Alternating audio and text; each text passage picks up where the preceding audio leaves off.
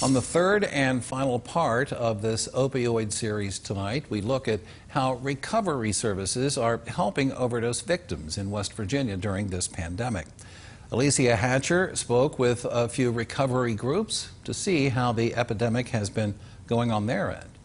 Since the pandemic, the state has seen an increase in overdose and overdose deaths, but have also seen more people in recovery. I think if you look in the early few months of COVID being a thing, so March, April, you really saw a lot of shifts. So individuals that were in sustained recovery, they weren't able to go to 12-step mutual aid groups or Celebrate Recovery, Refuge Recovery, whatever their self-help group was. So you started to see individuals that would normally be really successful socially isolate. Dower says he thinks the distribution of unemployment money and stimulus checks was the tipping point for those people. I think that was really maladaptive for a population that didn't know how to budget money effectively or came into a lot of money and had a substance misuse problem.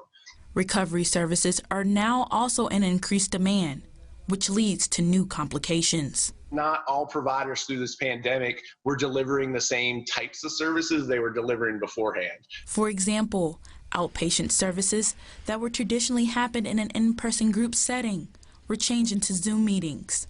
It also stopped that social support network. So it's having friends and individuals that encourage and foster your growth and development as a person in recovery and also help support you during those rough times. Recovery services are also bringing new initiatives to the table. We received some funding through the Bureau of Behavioral Health, and the idea of this grant is to go out and reach those people that are underserved or unidentified, that may have substance misuse and or comorbidities, and help refer them into a treatment process. Even with the complications, Dower explains that recovery is still happening every day. The one silver lining that's come out of the COVID pandemic is that you're seeing increased access to treatment, both from a behavioral health setting and even a primary care setting, over a virtual platform where stigma is less of an issue to those patients.